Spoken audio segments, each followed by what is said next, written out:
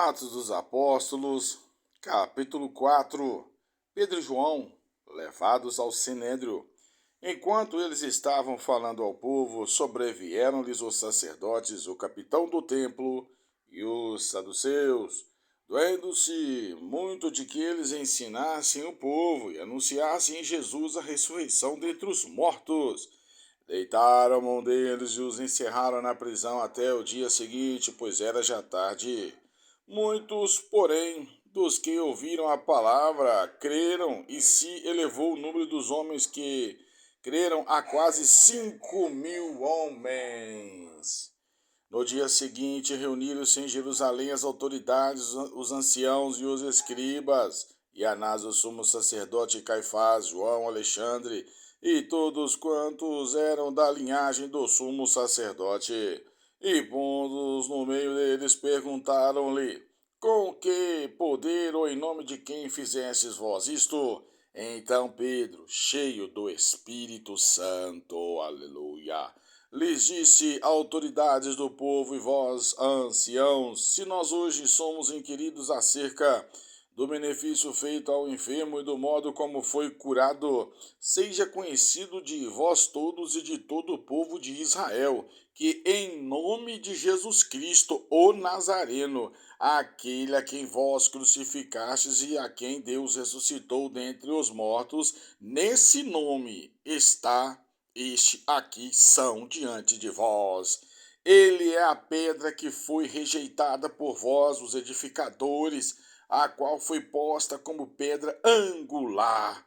E em nenhum outro nome há salvação, porque debaixo do céu nenhum outro nome há dado entre os homens em que devamos ser salvos. Então eles, vendo a intrepidez de Pedro e João e tendo percebido que eram homens iletrados e indoutos, se admiravam e reconhecia que haviam estado com Jesus.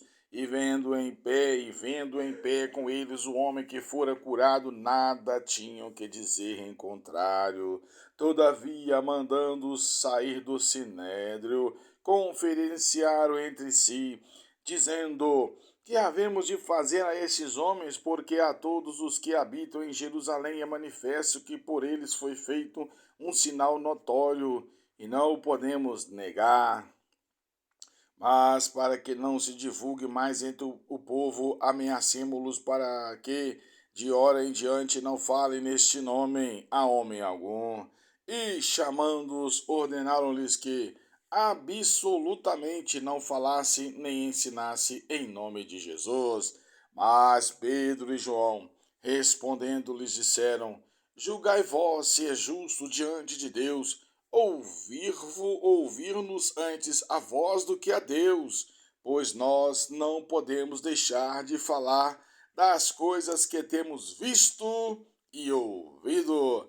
Mas eles ainda os ameaçaram mais, e não achando motivo para os castigar, soltaram-nos por causa do povo, porque todos glorificavam a Deus pelo que acontecera.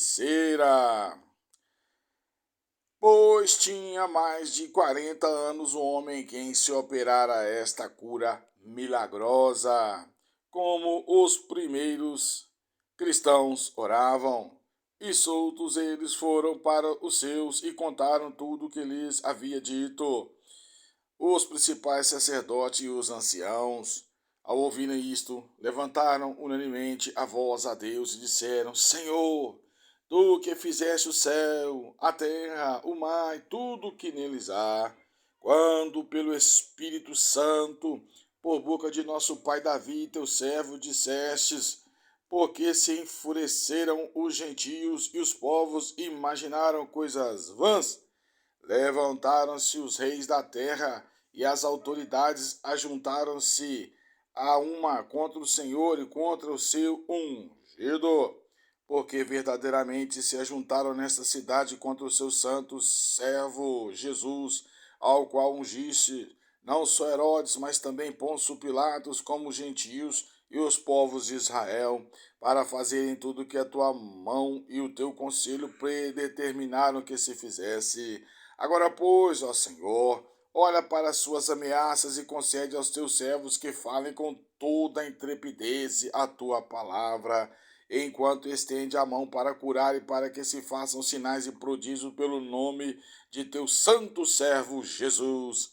E, tendo eles orado, tremeu o lugar em que estavam reunidos, e todos foram cheios do Espírito Santo e anunciavam com intrepidez a palavra de Deus, a vida da Igreja de Cristo.